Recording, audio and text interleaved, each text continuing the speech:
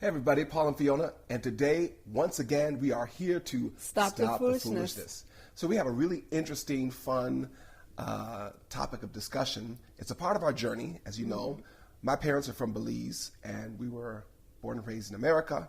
My wife is from Zimbabwe, and I actually met her in Zimbabwe. And you talk about getting married with two different cultures. Oh, yeah. Two entirely Very different cultures. And we want to share, some of the intimate details of our journey of how we got married traditionally. And I'm not talking about a traditional American wedding, but a traditional, cultural, African wedding. And I went through that process, and I had to pay a dowry, or they call it Lobola. Or bride price. Bride price. So, which is really a token of appreciation that the groom gives to the bride's parents to say thank you so much for raising this wonderful young woman for me, and that's all it is, a token of appreciation. Of course, in some families they've kind of abused that, but it's really a token of appreciation. And when we went through the ceremony as believers, we've kind of taken what we do from Genesis 24, when Laban, when the servant was sent, Eliezer's servant was sent to find a bride for Isaac, and when he came, he was laden down with gifts, and he gave gifts to Laban, to the mother. The whole family got something. So that's kind of what happens in this ceremony. At least when we did it, we opened up the scripture and went step by step as to what happened. So I think it was really interesting for me, coming from an entirely different culture, where actually it was kind of triggering for Americans who, Black Americans, anything where you're paying money for, that would be very triggering for us. Anything associated with that. And so, we could talk about it and laugh now, but back then I was as mad as a hornet. It was not funny for him.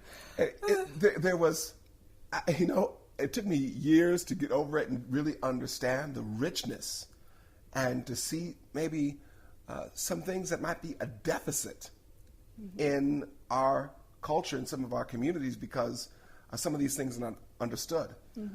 When I got there, I'd been living around your family and stuff like that. They know me for years.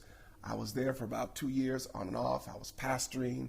I would, have Sunday dinners at your house. And then when it came down to the day I was to pay Lobola, all of a sudden, nobody knew me. They were treating me like they didn't know me.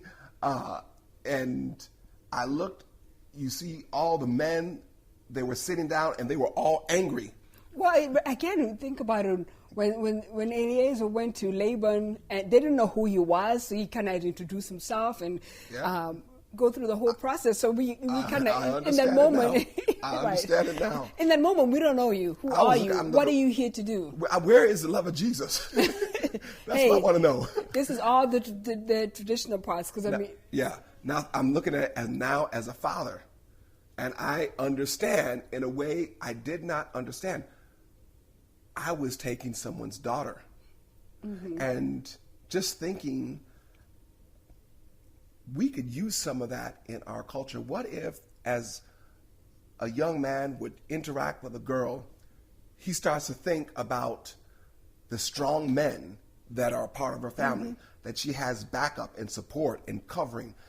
You would treat that girl differently than you would treat someone that has no covering, that's kind of by themselves. Right. So, I knew that if I mess with you, I'm going to have to go to war with all these people that I'm dealing with. And I didn't want that. I didn't want that smoke. So that was good. And that's something I think that was lost from our culture, that we need to get the principle of a man having to step up if he wants to marry and recognize the value. It's just a token that communicates, I recognize this is precious, and I'm not going to treat this person cheaply or treat them in an ordinary fashion. So that was, it took me years to get the revelation. Very long time. This was an issue in our marriage for me. First of all, y'all made me sit on the floor. Y'all don't know me. You don't know where I'm from. Ceremony, all part of the whole ceremony. And this was carpeted. So some people you have to sit on like dirt floor. So sit on the floor when there are all kinds of beautiful couches around. No, you sit on the floor. At least the floor was carpeted. So anyway, we would love to hear your Lobola or dowry or bride price stories.